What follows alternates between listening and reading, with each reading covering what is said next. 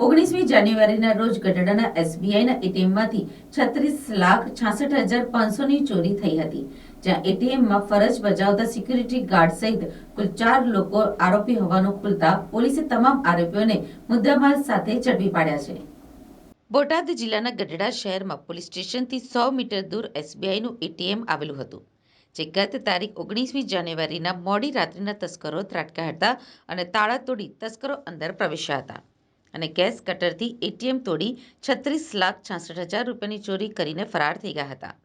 જ્યારે ગઢડા એસબીઆઈ બેંકના મેનેજર ગુણવંતરાય જાદવે અજાણ્યા શખ્સો વિરુદ્ધ ગઢડા પોલીસમાં ફરિયાદ નોંધાવી હતી.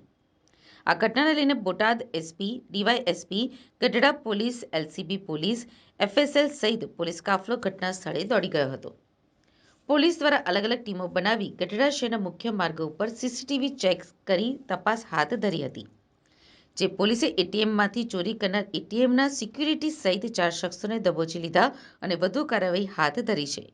ગઢડા પોલીસ સ્ટેશન હદ વિસ્તારમાં ગઈ તારીખ 19-20ની રાત્રિના એસબીઆઈ એટીએમ ચોરીનો એક ગુનો દાખલ થયો હતો, જેમાં એસબીઆઈનું એટીએમ એક ગલીમાં આવેલું છે. ત્યાંથી રાત્રિના સમયે કોઈ સમયે ઘરફોડ ચોરી કરી અને 36,66,500નો મુદ્દામાલ ચોરી કરી લઈ ગયેલ હતો.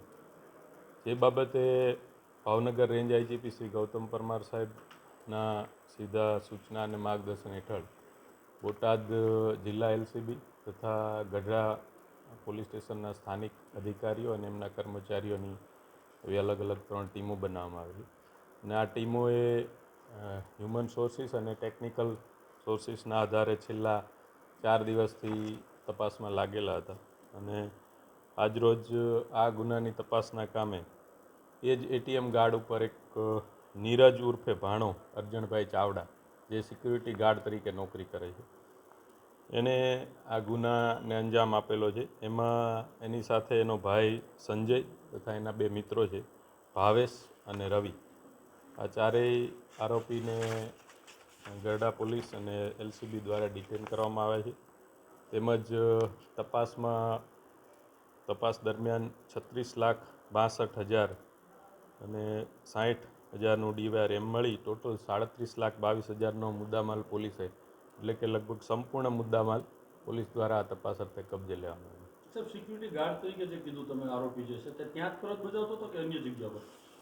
ના, આ નીરજ ત્યાં જ ફરજ બજાવે છે, પ્લસ એ પોતે ઇલેક્ટ્રિશિયન છે અને આ બધી જે એટીએમની ટેકનિકલ બાબતો હોય એનાથી પોતે જાણકાર છે અને એને પોતાને બધી ખબર હતી કે કઈ રીતે લાઇટ બંધ કરવી. ટૂંકમાં ટેકનિકલ બાબતોથી જાણકાર હોય, એણે પોતે જ આ આખું ગુનાને બીજા એના મિત્રો સાથે અને ભાઈ સાથે મળી અને અંજામ આપેલું.